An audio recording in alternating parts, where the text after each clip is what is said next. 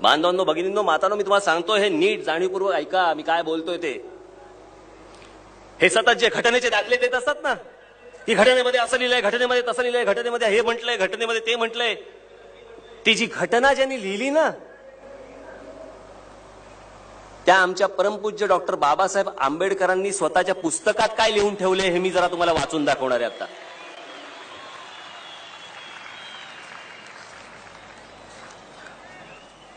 पुस्तकाचं नाव आहे भाषिक राज्य पुनर्रचना मीमांसा. लेखक नामदार डॉक्टर B.R. आंबेडकर. 1955 साली लिहिलेलं पुस्तक आहे त्यांनी हे. त्यात त्यांनी काय लिहिलंय हे मी तुम्हाला जरा वाचून दाखवतो. 4-5 उतारे आहेत ते जरा ऐका नीट. उत्तर प्रदेश आणि बिहार यासारखी राज्ये निर्माण करून राज्य पुनर्विचार मंडळाने केवळ तौलनिक विषमताच निर्माण केली एवढेच नव्हे तर दक्षिण भारत विरुद्ध उत्तर भारत असे 2 तटनेही निर्माण केले. उत्तर भारतात हिंदी भाषेचे प्राबल्य आहे, उलट दक्षिण भारतात हिंदीशी संबंध नसलेल्या भाषा बोलल्या जातात. हिंदी भाषिकांची लोकसंख्या किती मोठी आहे याची बहुतेक कुणालाही दखल नाही. भारताच्या एकूण लोकसंख्येच्या 48% लोकसंख्या हिंदी भाषिकांची आहे. या वस्तुस्थितीचे समीक्षण केले तर एक गोष्ट चटकन लक्षात येते की या मंडळाने एवढे श्रम करून उत्तर भारताचे संलग्नीकरण आणि दक्षिण भारताचे छुटक छुटक द्वीपकल्प राज्य निर्माण केली. उत्तर भारताचे हे वर्चस्व दक्षिण भारत सहन करेल काय, हा डॉक्टर बाबासाहेब आंबेडकरांनीच विचारलेला सवाल आहे, मी नाही.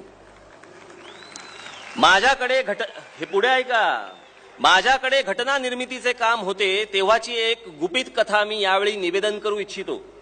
अर्थात गुपित भंगाचा आरोप आता माझ्यावरती येणार नाही अशी अपेक्षा आहे. काँग्रेस पक्षाच्या एका बैठकीतील हे गुपित आहे. हिंदी ही राष्ट्रभाषा म्हणून स्वीकारण्यासंबंधीची ती चर्चा होती. घटनेचे 115वे कलम या विषयासंबंधी राष्ट्रभाषेसंबंधी आहे. या कलमावर जेवढी गरमागरम आणि विस्तृत चर्चा झाली तेवढी चर्चा दुसऱ्या कुठल्याही कलमावरती झाली नाही. घटनेच्या कुठल्याही कलमाला एवढा जबर विरोध झाला नाही. विरोधाच्या ज्वाळात हे कलम बरेच ताऊन सुलाखून निघाले. प्रदीर्घ चर्चेनंतर हे कलम मतास टाकले आणि काय आश्चर्य, 78 विरुद्ध 78 असे मतदान झाले. कुठलाच निर्णय घेणे शक्य झाले नाही. त्यावर काही कालावधी गेला. हाच प्रश्न पुन्हा काँग्रेस पक्षाच्या मतदानास टाकला आणि मतदान 77 विरुद्ध 78 असे झाले. केवळ एका मताने हिंदी ही राष्ट्रभाषा ठरली. जी आम्हाला राष्ट्रभाषा राष्ट्रभाषा राष्ट्रभाषा म्हणून जी सांगितली जाते ती एका मताने ठरली. आणि या राष्ट्रभाषेच्या नावाखाली हे राष्ट्र म्हणून हे आमच्यावरती आक्रमण करणार. तामिळनाड घ्या, आंध्र प्रदेश घ्या, कर्नाटका घ्या, केरळ घ्या, वरती गुजरात घ्या, कोणी यांच्या भाषेची दादागिरी सहन करत नाही. ते आपली स्वतःची घट्ट भाषा पकडून बसलेले आहेत. कोणी घुसू पण शकणार नाहीत. पुढे बघा. या वस्तुस्थितीवरून दक्षिण भारताचा उत्तर भारतावरती किती कटाक्ष आहे हे तुमच्या लक्षात येईल. उत्तर भारत संलग्न झाला आणि दक्षिण भारत विछिन्न राहिला आणि हिंदी राजकारणात उत्तर भारताचे वर्चस्व असेच चालू राहिले तर परस्पर द्वेष भाव निर्माण झाला नाही तरच नवल. केंद्रीय सरकारात, हे तुम्ही लक्षात घ्या रे,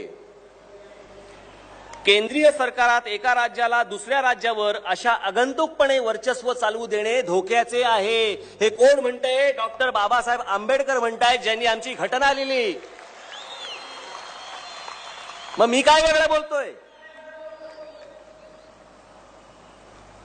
एका राज्याने दुसऱ्या राज्यावरती अशा प्रकारे वर्चस्व लादू नये हेच तर मी बोलतोय ना. घटक राज्ये समतोलाची राखण्यास केंद्रीय शासनात काही तरतूद नसल्यामुळे नवनिर्मित विजोड राज्यांमुळे उत्तर प्रदेशाखेरीज इतर राज्यांमध्ये अविश्वास आणि असंतोष निर्माण होईल. सध्याच्या केंद्रीय शासन पद्धतीमुळे भारताच्या राजकारणात उत्तर प्रदेश इतर राज्याहून प्रबळ ठरेल ही भीती केवळ दक्षिण भारतीयांचीच नसून पंजाब, बंगाल व इतर राज्यांनीही व्यक्त केलेली आहे. आणि ही भीती निराधार आहे असं कोणीही छातीठोकपणे सांगू शकणार नाही. या भीतीचे निराकरण केले नाही आणि आत्ताच तद्विषयक उपाययोजना केली नाही तर ही भीती राष्ट्रीय ऐक्याला घातक ठरल्याशिवाय राहणार नाही. हे सत्य कोणीही लपवून ठेवू शकत नाही. कोण म्हणतंय? उत्तर प्रदेश बद्दल डॉक्टर बाबासाहेब आंबेडकर म्हणतायत, मी नाही म्हणत आहे. प्रत्येक वेळेला सल्ले आम्हाला द्यायचे की मुंबई वगैरे कोणी येऊ शकतं, आमच्या पुण्यामध्ये कोणी जाऊ शकतं, ठाण्यामध्ये. मुंबई ही म्हणे काय मराठी लोकांनी घडवलीच नाही, ही बाहेरून आलेल्या लोकांनी घडवली. त्याच्यावर पण बाबासाहेब काय म्हणतात ते ऐका. त्यांनीच लिहिलं, मी काय लिहिलं नाही. मुंबईच काही बहुरंगी शहर नाही. कलकत्ता आणि मद्रास ही देखील मुंबईप्रमाणेच बहुरंगी आहेत. जर कलकत्ता पश्चिम बंगालमध्ये राहू शकते आणि मद्रास राज्यातून काढून टाकता येत नाही, तर मग महाराष्ट्रात मुंबई राहायला एवढे आकांडतांडव का? प्रत्येक महाराष्ट्रीय हाच प्रश्न विचारत आहे.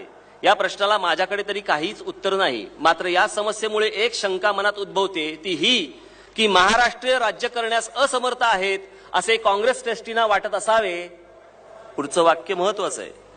मराठी बाण्याचा हा अपमान आहे आणि हा अपमान ते कधीही सहन करणार नाहीत.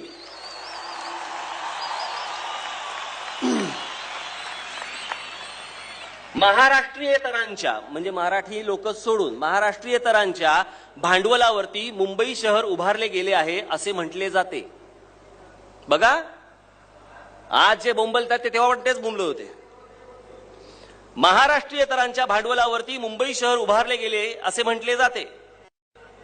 असेलही कदाचित, परंतु मद्रास हे काय मद्रासी भांडवलाने बांधले गेले आणि निव्वळ बंगाली भांडवलावरती कलकत्ता निर्माण झाले. युरोपियन देशांचे भांडवल येथे गुंतविले गेले नसते तर ही शहरे स्मशानवत राहिली असती. पण जेव्हा महाराष्ट्रीय मुंबईवरती हक्क सांगतात तेव्हा हा भांडवलशाही युक्तिवाद पुढे का केला जातो? मुंबई शहरासाठी जर महाराष्ट्रीयांनी श्रम केले नसते तर मुंबई वैभवशाली दिसली नसती. मुंबईची नाडी महाराष्ट्रात आहे हे लक्षात ठेवले पाहिजे. मुंबईस लागणारी वीज महाराष्ट्रातून निर्माण होते, पाण्याचा पुरवठाही महाराष्ट्रातून होतो, उद्योगधंद्यांसाठी कामगारांचा पुरवठा देखील महाराष्ट्र करतो. महाराष्ट्राच्या मनात आले तर मुंबई शहराचे मोहनजोदरो उर्फ मृतनगरी व्हायला क्षणाचाही विलंब लागणार नाही.